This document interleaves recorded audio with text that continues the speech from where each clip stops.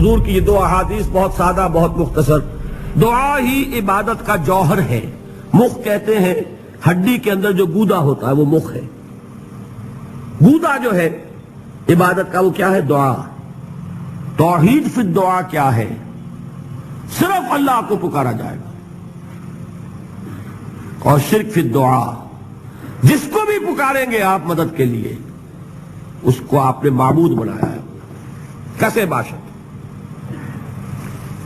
یہ مسئلہ سمجھ لیجئے. لا تدعو مع اللہ احدا، اللہ کے ساتھ کسی کو مت پکارو. حضور نے فرمایا کہ جوتی کا تسمہ بھی مانگنا ہو تو اللہ سے مانگو. اللہ نے تو دروازہ کھولا ہوا ہے، جو چاہو مانگو، کسی اور سے مت مانگو. دیکھیے ایک علمی مسئلے اور ہوتے ہیں.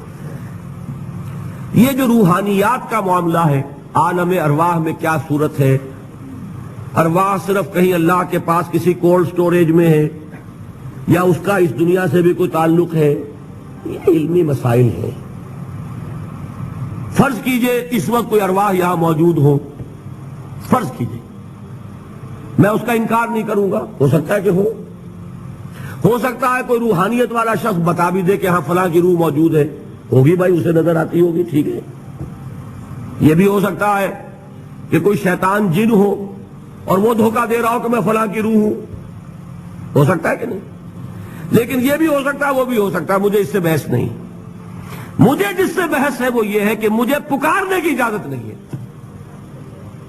ہوا کرے، کسی کی روح موجود ہوا کرے، مجھے میرے رب کی اجازت نہیں ہے کہ میں اسے پکاروں. مدد مانگوں گا اللہ سے، دعا کروں گا اللہ سے، استغاثہ کروں گا اللہ سے، تکلیف کے لیے دہائی دوں گا اللہ کی. اب اللہ جس سے چاہے کروا دے، کسی روح کو بھیج دے، کسی فرشتے کو بھیج دے. مجھے کیا ہے؟ مجھے آم کھانے ہیں، پیڑ نہیں گننے. فلاں روح نے آگے کام کر دیا، کرے بھائی، میرا کام بننا چاہیے. اور فرشتہ آ گیا، اس نے کام بنا دیا، کرے، مجھے کیا غرض ہے اس سے، میرا کام بننا چاہیے. میرا مسئلہ یہ ہے کہ مجھے پکارنا ہے صرف اللہ. اللہ کو اس کی بھی قدرت ہے کسی کو نہ بھیجے، نہ کسی روح کو بھیجے، نہ ملائکہ کو بھیجے، بغیر کسی کے جو چاہے کر دے. اللہ کا مرضی ہے، وہ چاہے کسی روح کو بھیج دے، کسی فرشتے کو بھیج دے. مجھے اس سے غرض ہی کوئی نہیں. مجھے تو اپنی تکلیف کا دور ہونا مطلوب ہے، اس کے لیے میں پکاروں گا. سمجھ رہے؟ دیکھیے میں سادہ ترین کر رہا ہوں مسئلہ. عبد القادر جیلانی کی روح یہاں ہے یا نہیں، حضور کی روح انور یہاں ہے یا نہیں، یہ تو علمی مسئلہ ہو گیا نا. یہ فرشتے یہاں ہیں کہ نہیں، کوئی اختلاف ہے؟ میں پکار سکتا ہوں اسے کہ بھائی ذرا میرا کام کرتے نا. یہ کروں گا تو شرک. موجود ہیں کرامن کاتبین ہے کہ نہیں؟ موجود ہونا نہ ہونا یہ مسئلہ علمی. جو اصل میں شرک سے متعلق مسئلہ ہے وہ یہ ہے کہ پکارنے کی اجازت نہیں. دیکھیے حضور کی ایک حدیث ہے اور یہ ایک ہمارے لیے خوشخبری ہے. آج 8واں دن ہے، آپ اپنی نیند کی قربانی دے رہے ہیں، آ رہے ہیں، سن رہے ہیں. یہ حدیث بھی سن لیجئے، بشارت والی حدیث ہے. مجتمع قوم فی بیت من بیوت اللہ، نہیں جمع ہوتے کچھ لوگ اللہ کے گھروں میں سے کسی گھر میں. اس کا مصداق اول تو مسجد ہوگی، لیکن تقریباً تمام محدثین نے مانا ہے کہ صرف مسجد تک محدود نہیں ہے، سب گھر اللہ کے ہیں. یہ جگہ کس کی ہے؟ تو عام ہے یہ چیز، لیکن مسجد کا ہوگا تو وہ مصداق اول ہو جائے گا.